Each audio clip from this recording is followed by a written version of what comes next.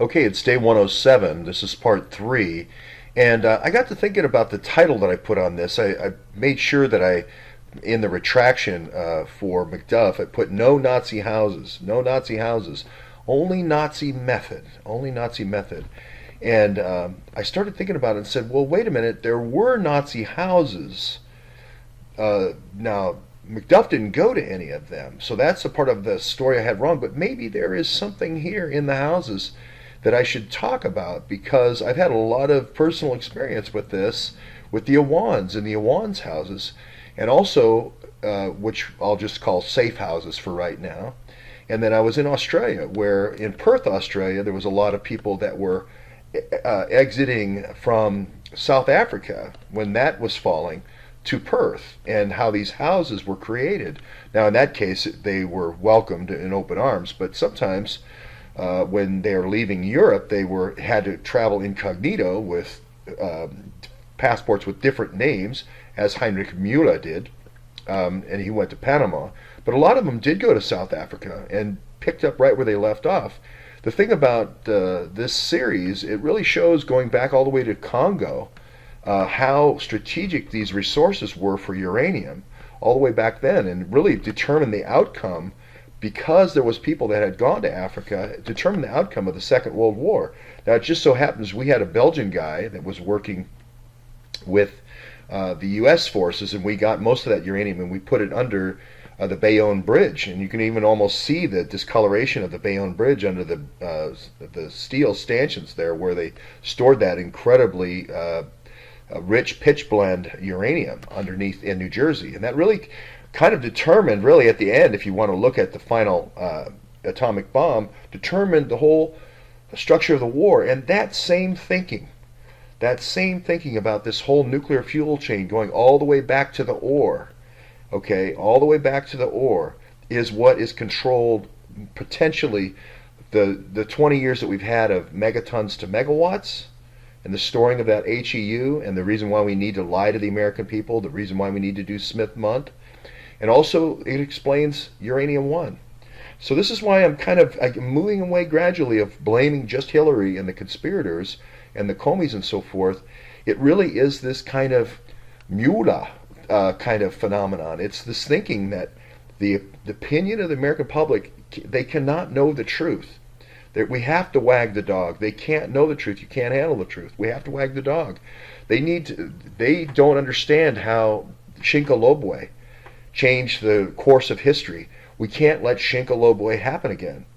And you can see this happening with both megatons to megawatts, with the uranium and how it's handled after World War, after the fall of the Soviet Union, and then you could see it happening again with uranium-1. We can't let these farmers and these ranchers, just because they farmed and ranched something for 6 generations, they weren't miners. They didn't know it was there. We have to get them off this land. So this really informs, I think, the events, this substrate here of what really is happening politically with the FBI. It tells you and informs you why the FBI acted as they did. Americans, ranchers and cattlemen and farmers see it as, why is the government, why is the FBI, the vaunted FBI, coming after me, coming after my land to take my land? They're shooting me. They're saying I had weapons when I didn't have any weapons. They're raiding me, and they're denying me the film of that raid, in the Bundy situation.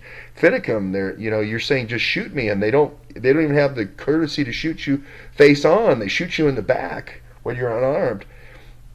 This is the conundrum of the American people now that they've seen this film. Now, I put out the Finnegan film that the Oregonian had published, and now people have interviewed the Bundys now. Jason did a good film, I think, where he interviewed the Bundys.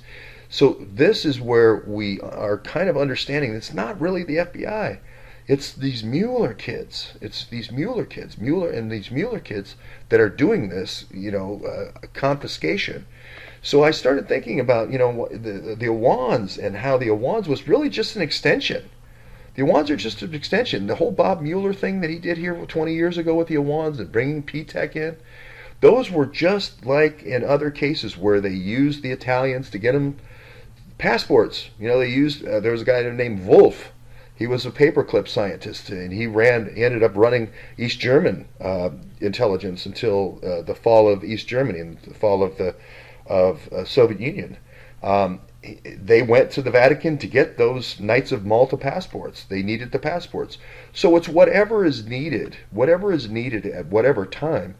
They needed programmers. They needed people to get in and take over the backbone, the dying core backbone, to get all the passwords, to get in control where they could, you know, take over this land. They see this uranium out there as this strategic resource. These farmers are deplorable. They cannot have this land. That's an attempt at propaganda that we're finding out as individuals with cell phones. We're finding out, oh, wait a minute. The BLM did do a raid and without any warrant. They did ransack them and illegally put the Bundys in prison. Oh my gosh, this actually happened in our government.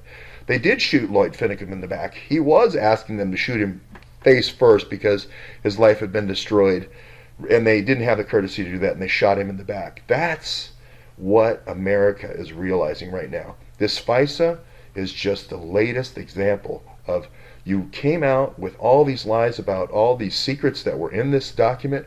It turned out when the thing came out, it was a very innocuous, almost back page Sunday article in the New York Times that just basically laid out the facts. You did 4 FISAs, you had 6 different conspirators inside the government, you did setup after setup after setup of Trump that didn't work, and it was just a series of 4 failed coups.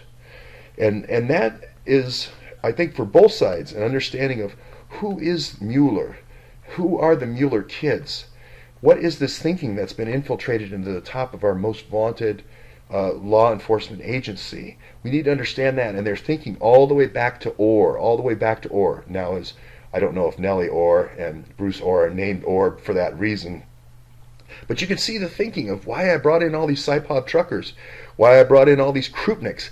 The American people can't be trusted. They can't be trusted with this. There's some American that's going to be driving that uranium around going, why am I driving around uranium from Wyoming from some rancher out to, this boat here in Charleston? That doesn't make any sense. Somebody's going to have a pang of conscience. We can't take that risk. Let's bring in the Saipov truckers. Same thing with the Krupnik crushers and the people working out there. We can't have miners out here or people making decisions, buying and selling uranium and where it's being enriched. That can't be left to the common man, these people in Ohio and these people later in Kentucky.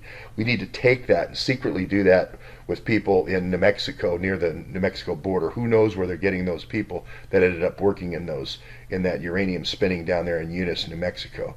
This is now an opportunity that the American people are actually seeing this Mueller thinking and these Mueller kids for what they are, and it's a beautiful thing in a way until you end up being under a railroad train. But that's what I think is happening here. So in a sense, as I always say, these mistakes, these corrections always lead to more clarity in the situation that, hey, the Awans were just doing what they were told. They were just being good soldiers doing what they were told. I can guarantee at the end of this cycle we're going to find out that Andy McCabe recruited the Awans. You're going to find him in mosque after mosque doing recruiting events for Bob Mueller.